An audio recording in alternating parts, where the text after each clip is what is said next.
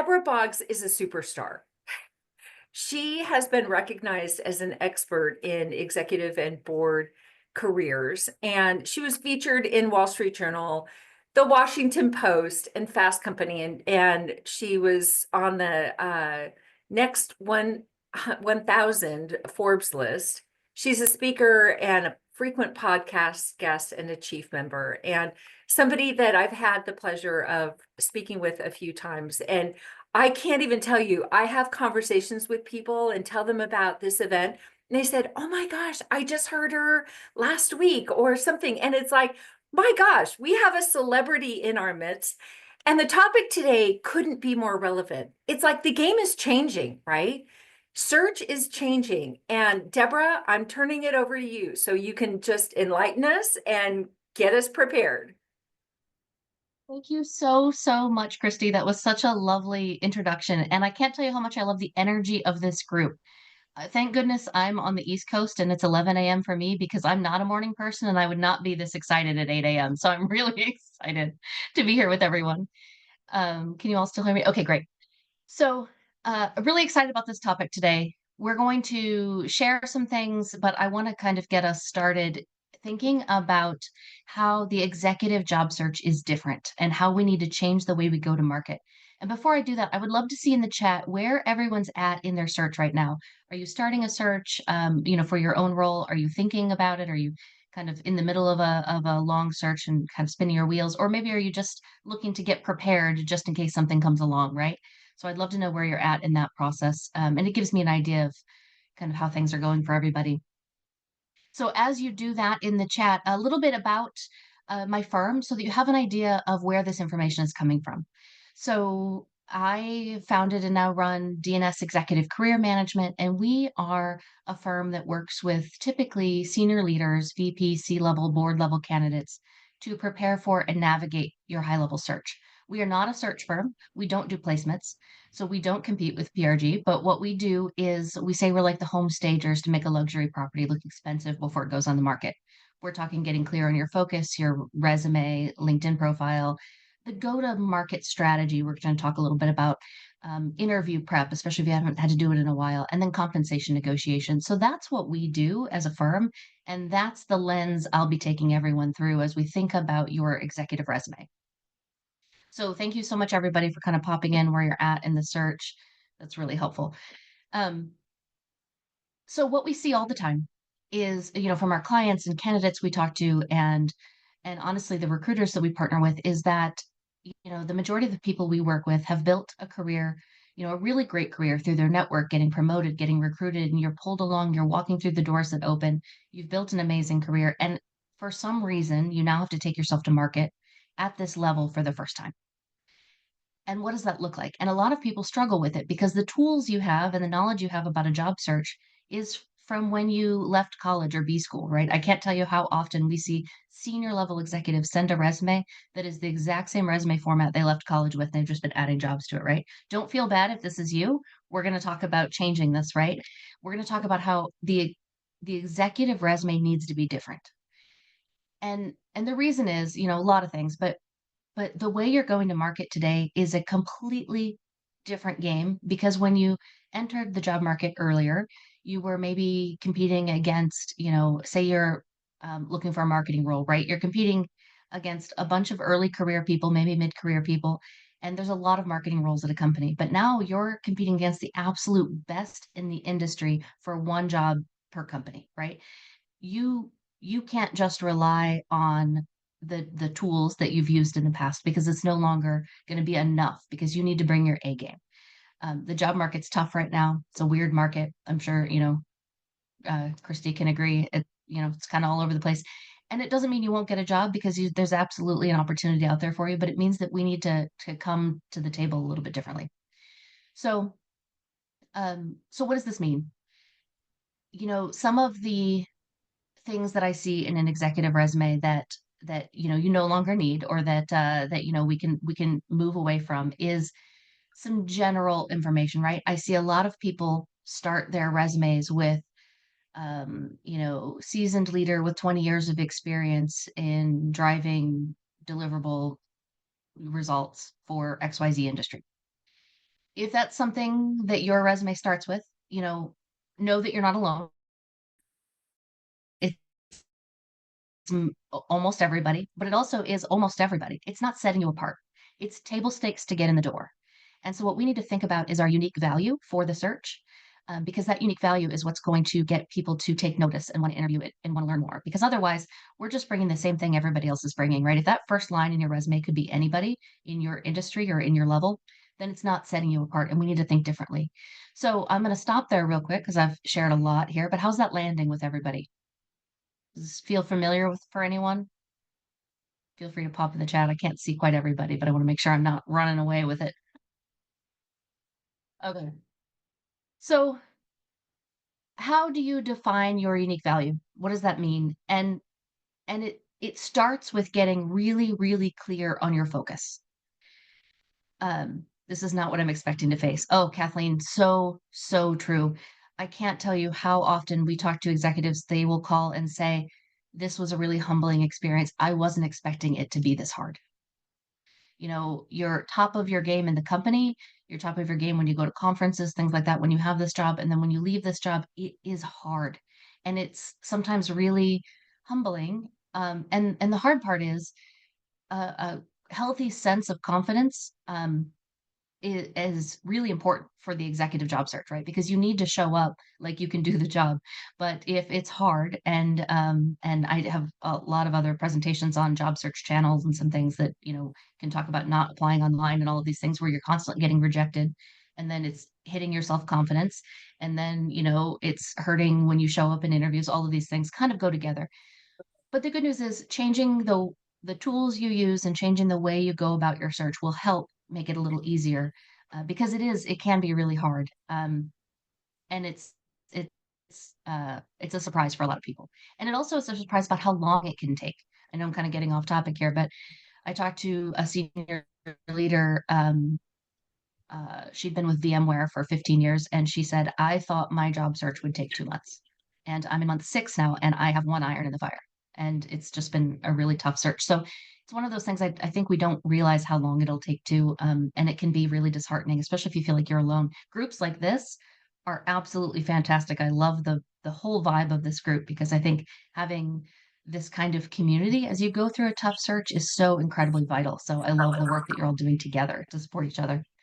So when it comes to that unique value, again, for anyone who's heard me speak before, this is my stump speech, is that you have to get hyper clear about your ideal next role. You have to be hyper focused because having a really clear understanding of where you're headed next will help you build a really strong um, y- value proposition for your resume. It'll help you tailor your LinkedIn profile to make sure you're bringing the right opportunities to you. It'll help you tailor your job search strategy and the channels and the ways that you're networking. It'll help you in your interviews and then finally able to maximize your compensation in that final offer. But that hyper focus is absolutely critical because people aren't hiring generalists right now. And in your careers, you have done a lot of different things. You can do a lot of different things, but it doesn't mean that we want to put all that in our executive resume because we need to make it easier for people. We need to make it easy for, people like Christy to understand what you can do immediately and how you can drive value for the companies that she's placing for, right? This is incredibly important. We can't let people guess or look at our entire history and say, okay, well, they might be good for this, they might be good for that. No one's going to do that for you. So hyper focus. Um, and that way you can tell a really specific story. I'm going to show an example of this in just a little bit here, but the very first thing that I ask when people call us to say, we'd like help with our job search, I want to help with resume, whatever. Can you write my resume? Is what does your ideal next role look like? And I don't care what that answer is, but I want to know if you have an answer. And for those of you that don't have an answer, we can help with that too. But having a clear focus means that you're ready to start writing your resume. If you don't have a clear focus yet, then that's not going to be it's going to be very hard to stand out. So when we think about the ideal, your unique value, I want you to write these couple questions down because I don't expect anyone to be able to do it right this second, but it'll be a little homework for later. Is think about what your ideal next company is, right? What does that company look like? And what I mean by that is what industry are they in? What size of a company? Is it mid market? Is it enterprise? Is it SMB? Is it an early stage startup? ownership structure? Is it private owned, public, PE backed, VC backed, things like that? Um, where is it maybe, or or the operating model, all of those. Because if you get really clear on the focus, certainly the industry, all of that, get really clear on that, then you can think about, okay, then what are the biggest challenges going on for those companies right now? So it goes with focusing on what's that ideal company, and you may have a couple, and we can talk about what that looks like. There may be a couple of industries, things like that, but then that's likely going to be a couple different unique value statements.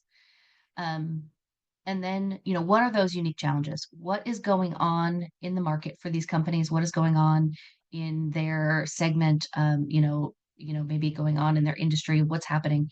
And who's the decision maker for that? Who would you report to? Is it the CEO? Is it the board? And what are their biggest challenges? What's keeping them up at night? Right? So it's going to go company challenges. And then how are you uniquely equipped to solve those challenges? How are you uniquely positioned to help them, overcome the challenges they're facing? Right? Because 20 years of experience in XYZ industry isn't enough. It doesn't show how we're able to really drive value and move the needle. So when you think about how you're uniquely equipped, then you can start um, building out some accomplishment stories around um, demonstrating your ability to solve these challenges, right? So that way, our resume isn't everything we've ever done. It's hyper laser focused to solving the challenges these companies are facing right now in your role. And thank you, Bill, for adding this in the chat. This is really helpful. So for anyone who's kind of struggling to write all this down really quick, Bill put it in the chat. Uh, and and so I don't expect you to have this perfect unique value proposition right this second, but it gets you thinking about how you need to build that value into your resume. And you're going to build it into your resume. You'll weave it into LinkedIn. You'll weave it into your interviews, in the accomplishment stories that you share in an interview. You'll, weave it into your networking strategy because it will kind of be the guiding star for who you need to be meeting and what rooms you need to be in and on and on and on. So it's a really critical first piece to building a really strong executive profile. So thank you, Bill. You're the best. You're hired. I appreciate the stuff in the comments. Um, so I'm going to stop there. How is that feeling for everyone? Is this scary? Do you have a unique value statement? If so, feel free to pop that in the chat. Do you feel like you have some work to do, or does this make sense? I put my executive resume unique value proposition in the chat up above at 812. So scan up. Oh, perfect. Oh, I love it. Great job. If that was John, good job. Wonderful. Lynn, delivering strategic financial leadership beyond the numbers. I love that. What does beyond the numbers mean?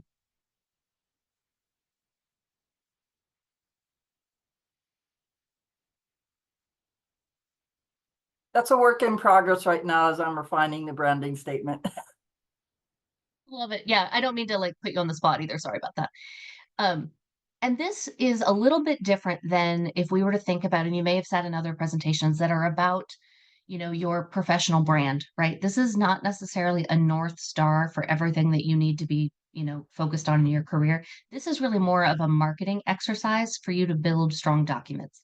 So, there's the who we are as a human and who we are to solve a challenge for a company for our resume to get a job, right? And those are two different things.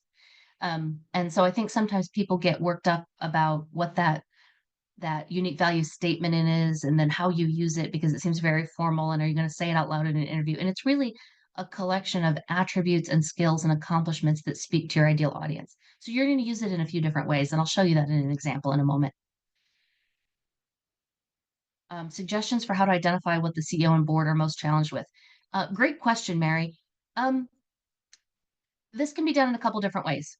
As you're starting your search and starting networking and things like that, this is a great opportunity for networking calls and ask what's going on in the industry right now? What's happening? And then following industry news, certainly to see, are there any big changes, legislation, things like that? Things are moving very quickly right now. So challenges may be popping up and changing in different ways.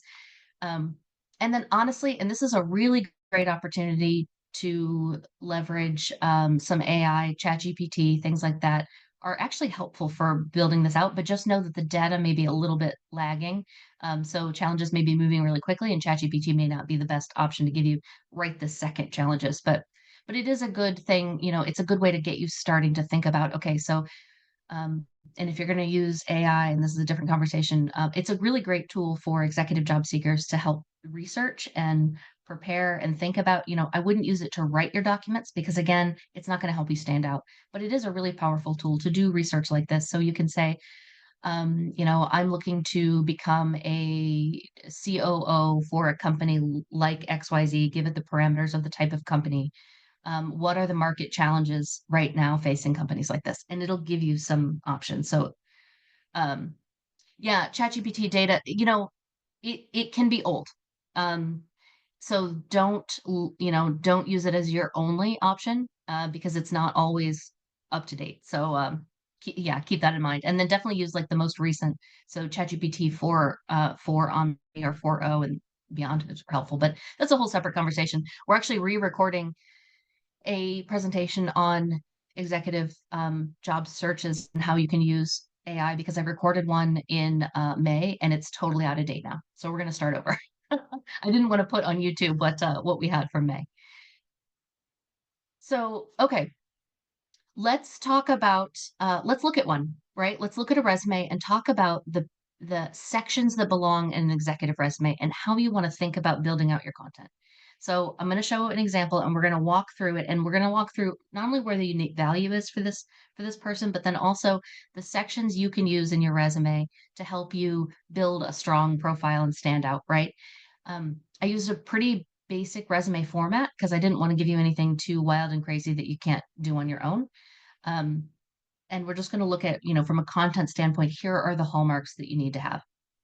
So I'm going to share that here in a moment, and then we'll have time for questions at the end as well. And I'll do my best to share and check the chat as we go along.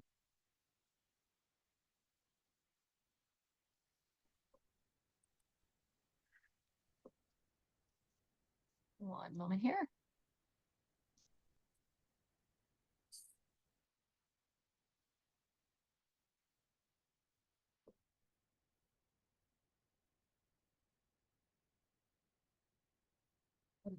Can everyone see my screen?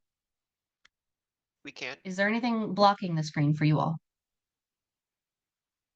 Okay, great. All right.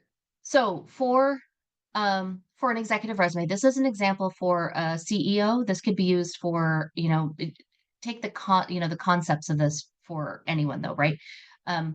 What you're going to want to have is your phone number, email, LinkedIn profile. You may have city and state too, depending, especially if you're looking for something local. You do not need a home address. That's outdated. You want to have the title of the job you're looking for, right?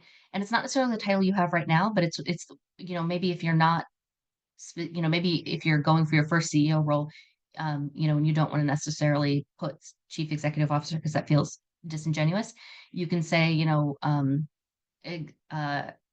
executive leader for mid-market companies or something, something that makes it a little bit more general. But we don't want to just have nothing because then people don't know what you're looking for, right? We want to make it really easy for everyone, recruiters, hiring managers, your network, to understand what you're looking for so that they can help, understand what doors to open for you, right? So then a couple of things related to this person's unique value statement, what they were focused on. This is a very recent client of ours.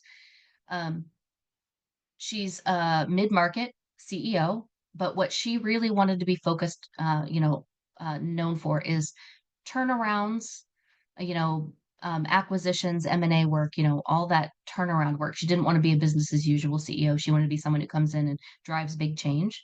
And as a people-focused inspirational leader, because that was really important to her.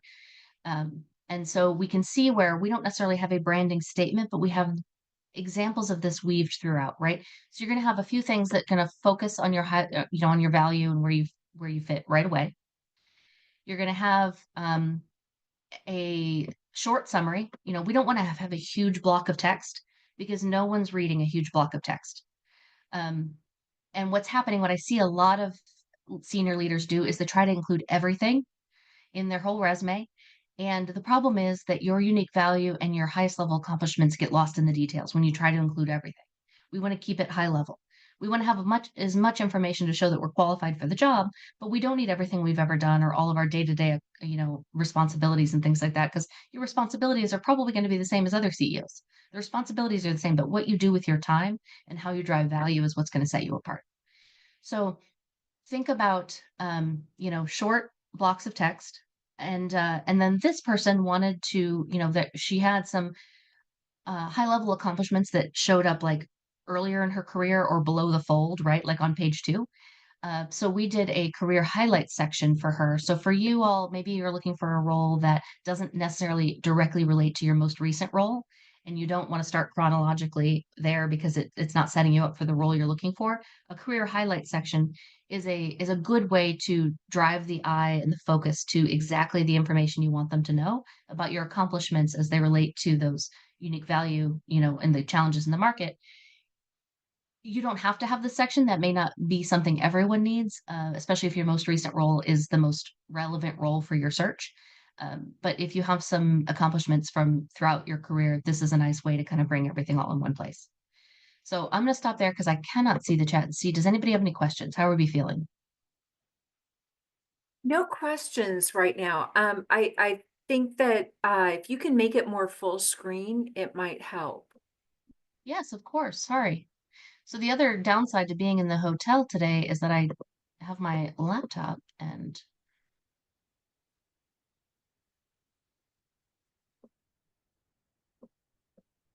come over here.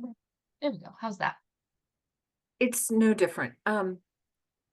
Yeah, Looks the same. I yeah, that's okay. I think we can see the certain sections. Maybe make it just a smidge smaller so we can see no, smaller. Yeah, just so the entire paragraph a little bit bigger. But um I think for the most part, you know what's interesting with this initial block? What I really like about it is the headlines right under the CEO title. It makes it very clear. So and it's not going to be the same for everyone, as you said. Sometimes there's a headline or just a one statement, but I really like how this is laid out. And then you're absolutely right. No one's reading text. So, it's like it's got to be short, things that are just drawing your eye. So the paragraph with the individual points down below, I think is really crystal clear. Yeah, and it's focusing. So thank you for that, Christy. I appreciate your feedback on that, especially in your role, right? Um, we need to think about, those big blocks of text. I think people get so worked up about the exact words and things like that, but no one's reading. Everyone is skimming. We need to make a resume really easy to skim through. I tell people the only people who are ever going to read your resume word for word are your resume writer, if you're working with one, and your mom, and no one else cares. So we need to really keep it easy to skim through, easy to understand. And I'm going to zoom out real quick so you can see what this looks like as a whole document. I'm happy to share this document also with everyone after the call if it's Great. easier. That is one of the questions. Is it? Oh, great. I'm happy to. That's fine because we anonymized it. So that's not a problem. And that way you can kind of dig into the content and see this a little better after the call. Um, but see, we're keeping it short. We're keeping white space. We're making it easy to skim through and read. Now, someone had a question in the comment, which I can't see very well, but the you may or may not have a skills section. Not everyone needs one.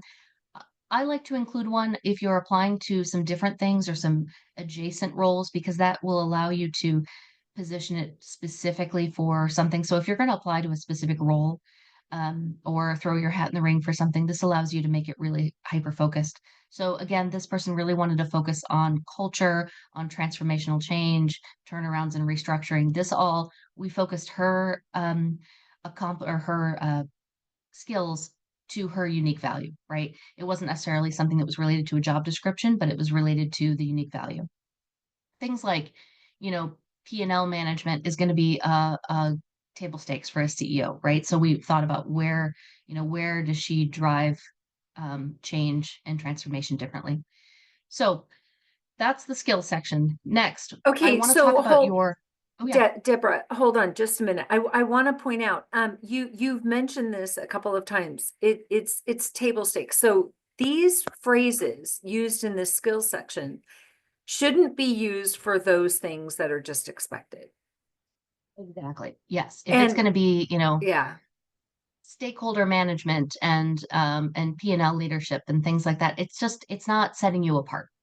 So now if you're going to apply for something really specific and they have a specific need, then you can include that. But otherwise, this is really meant to set you apart and not just checking a box that yes, you've, led led an executive leadership team or something like that.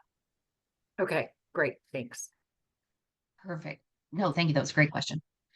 So now when it comes to our chronological experience, when we include our experience sections, and I'll scroll down and show you this in a moment, but what I want you to think about is adding context to your work, because that's going to be different than what you did when you were earlier in your career, when it was just company name, title, bullets, right? Where we need more context now. Your executive resume needs to be weaving in a little bit of a story so that people understand how your accomplishments fit into the bigger picture and how that fits into what they need, right? How it's apples to apples. And so think about it like an upside down triangle. We're going to start big. We're going to focus on who the company is, what they do, any context around how large they are, their market, things like that.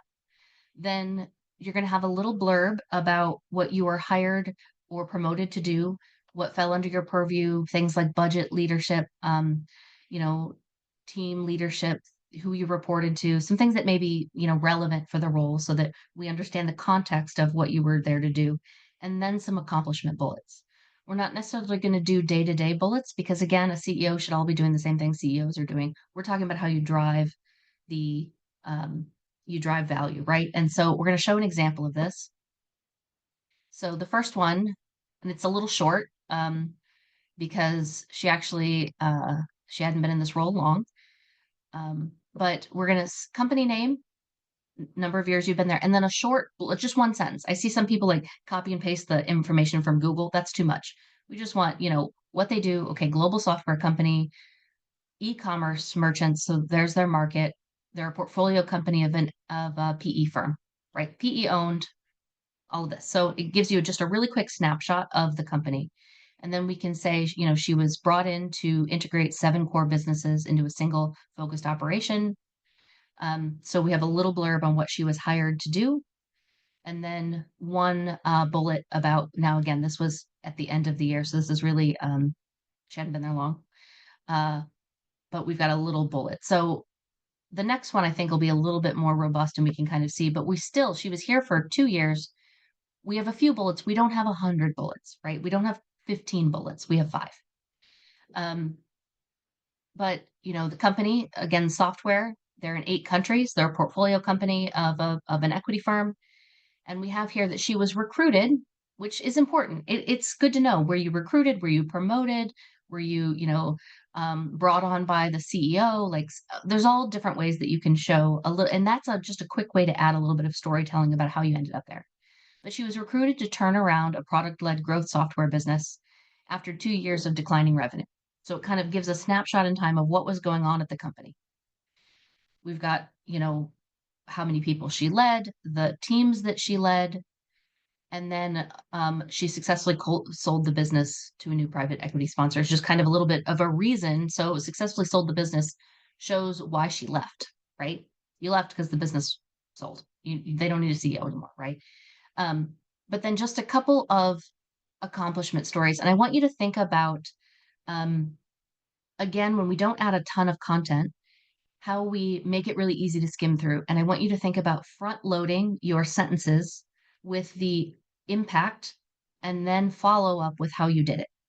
So I think, we're all trained in interviews to do those star stories, right? Situational, and then get to the result at the end. I can't remember the other 2. I don't do interview coaching. Can you tell? My team does. But resume, we want to flip it. We want result first so that as people like Christy are scanning through our resume, we're seeing these numbers right up front, right?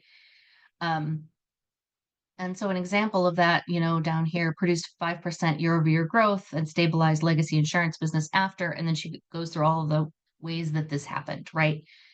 It doesn't make sense for every bullet, but for a lot of bullets, we want to think about, front loading that experience or that accomplishment.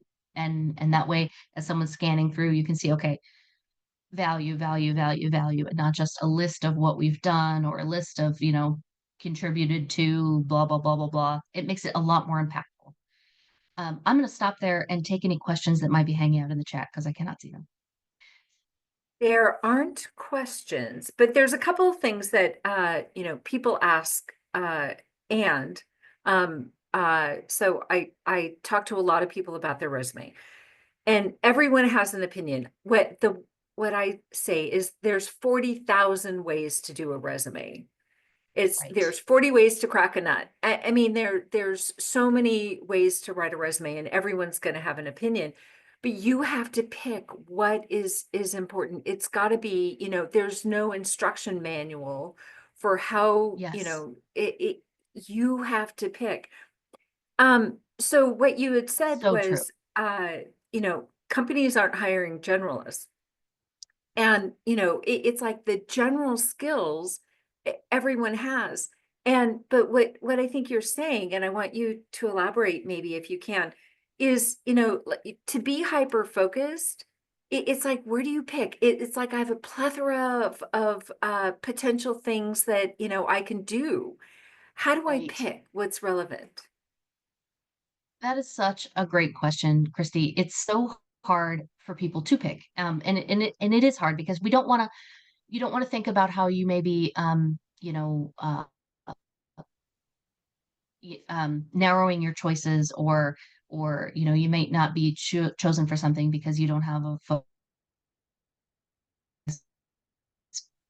or because people don't know what to do with us, right? If it could be, I hear from a lot of candidates, and especially board candidates, oh, I can help any company grow. Okay, well, so can a lot of other people.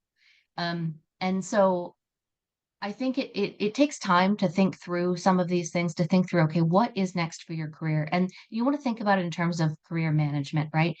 I think we get to a point in our career, we've walked through doors that open, we capitalize on opportunities, but we don't think about what's next for us until we have to. And so this is an opportunity for everyone to be picky, be selective. You've earned that right in your career to think about what you want next.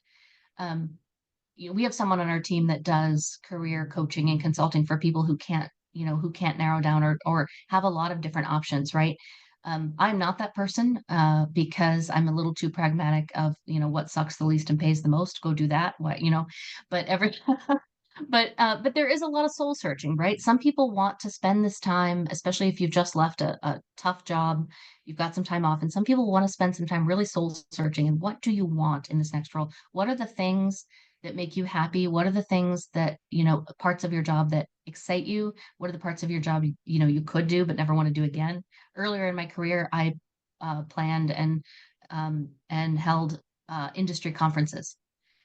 I never want to run an industry conference again in my life, right? That's not on my resume because I don't want to be.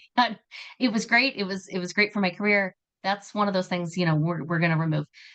So I don't have a great clear answer on how you pick.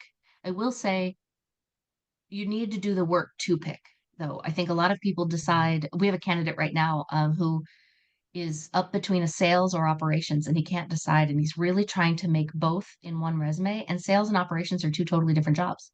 And so he's diluting his sales experience and his operations experience by trying to mesh them both together. Now, for your job search, you can have two versions. So some people say, I've got a great background in the, say, CPG industry, but I've also done some work in consumer electronics. Great. You can have two versions of your resume, and that's all right too. What we like to think about is that lowest hanging fruit. What's the one you're going to get the most traction out of? Um, and then build a secondary resume for opportunities in the other market. So it is an option. I'm not saying you have to pick one and live and die with it, but you have to, from a marketing standpoint of your documents and your LinkedIn profile and all of that, have a focus. Did that help? I know that was a lot. Well, I think it does help, and it answers a couple of questions that people have. Here's another burning question that everyone has. Okay, I have great experience that is beyond the 10 years. Yes. what do I do? And it's like, why do people want to remove that just because, it's a fallacy to think that you're going to combat aging or ageism by, Yeah. cutting great experience off your resume. Can you address that?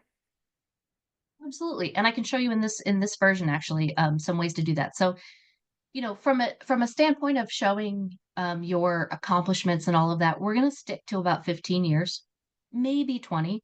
But people aren't typically going to hire you for an accomplishment you did 20 years ago, right? Or beyond. So we want to keep it focused. But a lot of you maybe have really great brands or roles, or it shows a trajectory in your See, career that are that's the beyond that 15 thing. years It's like that we don't want to lose. If you were Big Four accounting, if you were Fortune Exactly. 50 company, it's like, don't eliminate that. But you don't want And we to, want yeah, to talk show about it. your accomplishments. Yeah. And so let's talk about how we do that because it's great for interviews, right? You want to talk about that work. And we also want to show that we didn't hatch out of an egg as a COO in 2012 or whatever. Um, and so here's how we do this. There's a couple different ways. So for this person, so I'm going to talk about two different ways that you all can do this. This person had a 2-page resume. And so we didn't want to include a ton more content and push it onto 3 pages. And so for this person, we added, earlier roles or former roles include, and then you can have company name and title for the ones that you want to include. It's not chronological, so you don't have to include everything, especially if there's maybe some short stints in there. But it lists it on your resume so you can still speak to it in an interview. You can talk about the work that you did. You can be, considered for things that maybe require Big Four experience, things like that. So this is one way. The other way is to have a separate section. So after your career roles that would include, this one goes back to 2011. Then we would maybe have a new section that could say early career roles, and you could include the company name, title, dates, and then 1 or 2 accomplishments, or not dates, rather company name, title, no dates, and just 1 or 2 accomplishments. And with it being in a separate section allows you to leave dates off without it looking like you just missed something or trying to hide something because it's going to be formatted a little differently. It's going to be shorter. You're not listing a ton of stuff. But if there's something really valuable earlier in your career you don't want to lose, that's a couple of ways you can do that. And there's a ton of questions and I want to go through them. But you're absolutely right. You didn't just, hatch out of an egg as a COO or something. People want to know the story. So, it's like the first 4 inches is super valuable, tells people whether or not they want to read on, and then they want to know how you got there. And so it's that, hey, what's your story? Okay, here's a really good question. Do we format the resume for ATS or human reader, or how do we do both? Such a great question. Okay, so for most of you on the call, online applications are not going to be your friend. It's not going to be the way that open doors for most of you, right? And especially if you're making a career pivot or you've been out for a while or you're looking to move into a new industry or a new role, whatever that is, because you're applying against a ton of people that have apples to apples experience at direct competitors, all these things you can't control. So I don't want you to, and the reason I'm saying all this is I don't want you to wrap yourself in knots trying to make it work for ATS. Um, on the other hand, there are going to be times when you want to upload your resume right to an application, want to throw your hat in the ring, a recruiter needs to add it to their system, whatever it may be. So this version, so when we work with candidates, we do nice looking resumes with design elements that are also ATS friendly, so that you just have one version.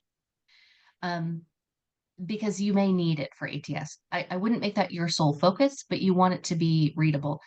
Um, what I wouldn't do is a highly designed resume. Like sometimes I see executives use one from like Canva where it's like 2-column resume colors, things like this.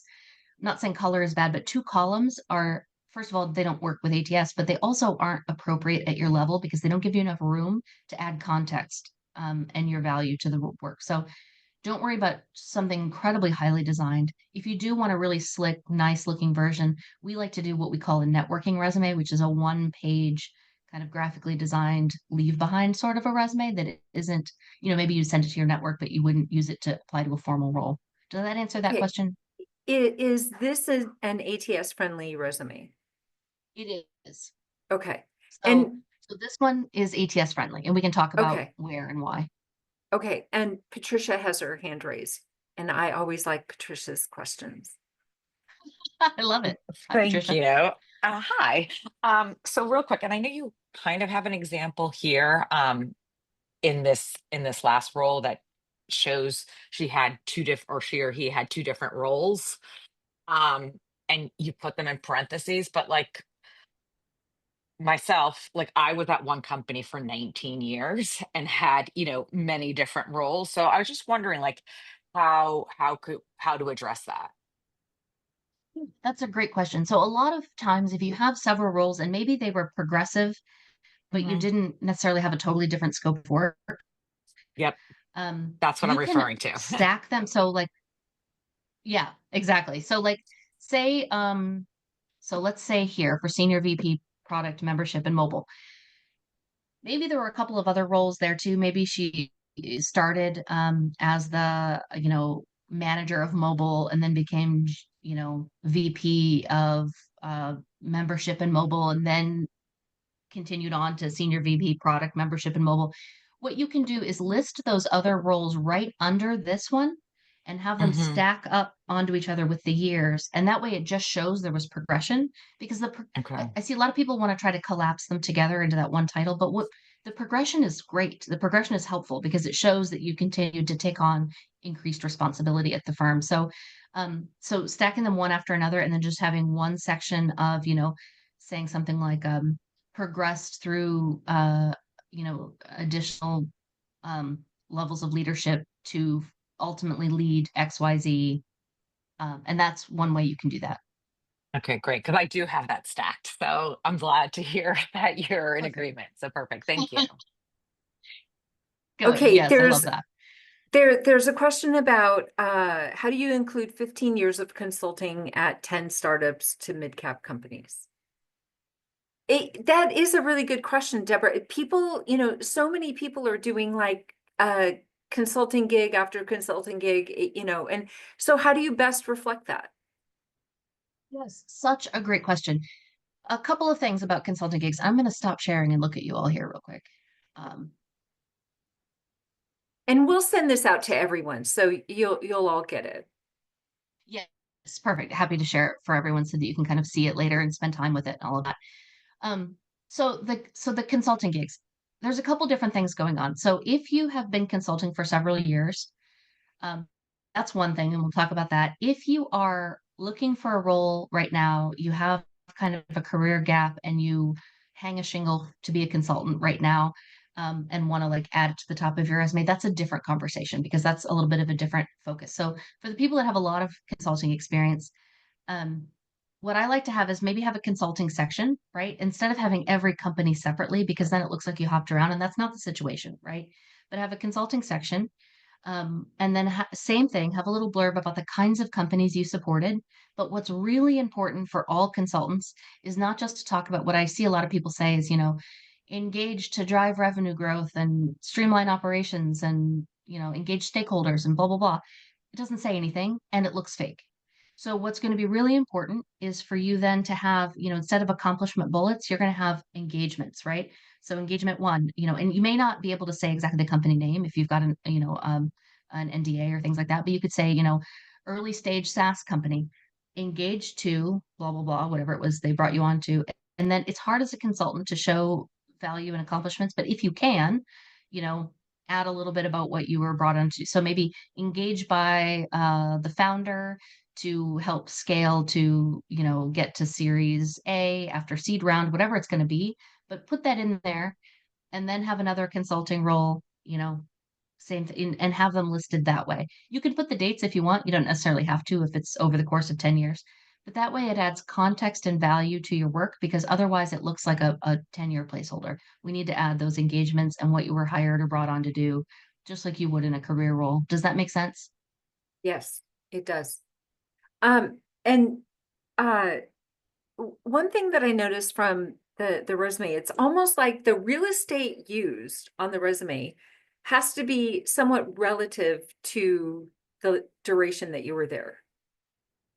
Really helpful, yeah, because if you were somewhere for 10 years, you're gonna have more accomplishments to list than maybe if you just had been somewhere for a short time, right? You don't wanna maybe spend a ton of real estate on building out accomplishment bullets when you don't have meaty things to add. Now, the difference would be if you spent 10 years somewhere, but that work doesn't directly relate to your next ideal role, and in which case you may want to shorten that a little bit and then add more bullets to things that are more relevant. So that's the thing I would say is maybe a little bit different, but um, in the case of this version that we just shared, her current role, she had only been in a short time. Okay, which, is understandable. Sometimes there's people that want to use, a huge chunk of real estate for something like a year, and it just doesn't work. Right. I'm sure that there's other questions. We've answered them all in the chat, but my guess, and because I look at executives' resumes every single day, and talk to people I have probably um 5 to, I don't know, 5 to 10 meetings a day with executives, and I'm looking at their resumes, and just, it's mind-boggling how people are almost getting information overload and Yes. trying to take in and synthesize all people's ideas. And but what would you say as far as like, how do you discern, like, what's a good tidbit or good suggestion for your resume versus hey, we just got to keep it simple. Right. Oh my gosh, I love this question. And it's so important because we work with candidates that are spinning themselves in knots because, like you had said earlier, and this is so true, I tell people this all the time too, you know, you could, if you hire 100 resume writers, you're going to get 100 different resumes, and they may all be in best practice, but they're different documents. And so, same thing with if you ask all of your friends for feedback on your resume, they're going to give you feedback, right? The difference is you need to think about who you're getting the feedback from because not everyone understands the full context of what you're looking for. So sometimes, and we have an example of this recently.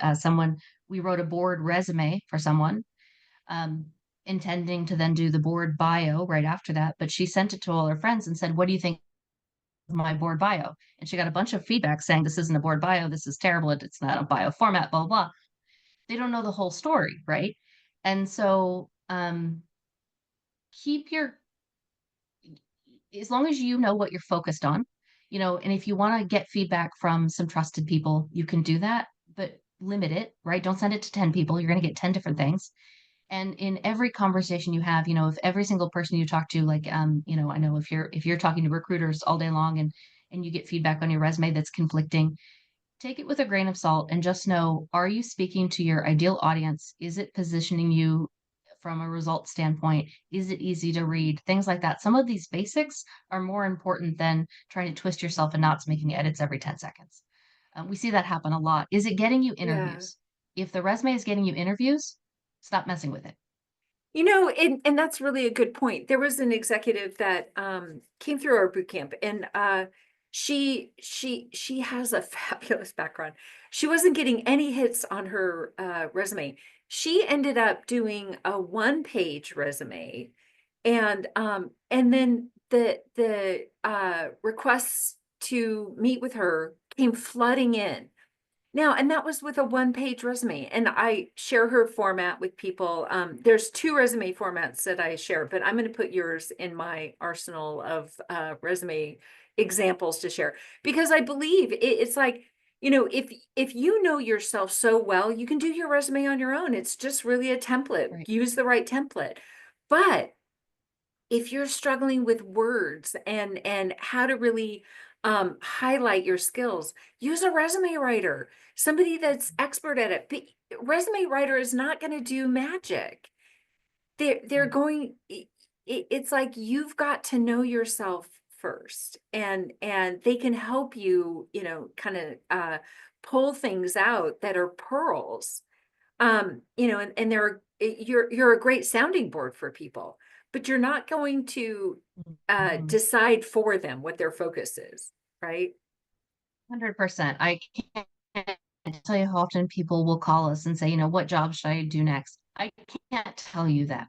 We can help you do some exercises to work through what you should do. We can give you advice on what's going to be most relevant in the market, what your lowest hanging fruit is. But we can't say, here's, you should go do X, right? Because this is your life, this is your career. Um, but you're absolutely right. Oh, and my internet is unstable again, so if I'm cutting out, I apologize. But we need to think about, if you work with a resume writer, the value there is that it's really hard to talk about yourself. It's really hard for a lot of people. Some people don't have an issue with this and they don't need us at all. But if you have a hard time advocating for yourself or saying, here's what I'm amazing at, let me tell you what I'm great at, because that's really uncomfortable for most people. And even within our team, we write executive resumes all day long, but we write each other's bios because it's still really hard. It is. And so that's the piece where if you work with a resume writer, like our firm does a deep dive interview, dig out all the information, rewrite everything from scratch, and then it takes the emotion out of it because we don't have a stake in the game, right? We're just positioning you for what you want next. Yeah. And that's the value of working with any good resume writer that is going to do the interview process with you and go through that process. So Well, I like your resume format better than any of the others that I've seen written by resume writers. It's very simple and clean and it is easy to follow. One last question, because I think this is a really good question. Mary Rogers asked, what is your position on technical skills for marketing roles related to technology stack? I list them separately at the bottom of my resume. yes, so you're absolutely right, Mary. Oh gosh, okay, couple of things. Marketing leadership roles are the hardest search I'm seeing in the market right now. So CMO roles, VP of marketing, growth marketing, all of these things, really, really tough. And so first of all, I'm deeply sorry, Mary. So you do need to add the tech stack. And somebody else asked about technical expertise too. You do need a tech section for marketing now. And so I would include a separate section for that because they are expecting marketers to also be technology experts today. So yeah, definitely have a technology section. That's a good point. There's other sections you can add to your executive resume we didn't include. Some of them are speaking engagements, media mentions. The one in the example I'm going to send you is listed at the bottom. We didn't get to it, but is board and corporate leadership work. So this person has board seats. We included that. Um, you know, be discerning if you're going to add volunteer work. We had somebody send us a CV the other day that said top secret security clearance, and also he was a member of his HOA board, and they were like right next to each other on his resume, and it almost like discounted the top secret security clearance because the HOA board was kind of a weird thing to add, right? So only add your high level, your volunteer experience, things like that, if you're going to list it. Well, Deborah, we are out of time and so lots more coming. And so we're excited about the lineup this year. Deborah, thank you so much. And thank you all for joining us. We'll see you next week. And be well, stay safe, and dry and cool and everything. So thank you all. Bye. Thanks, Thank everyone. you.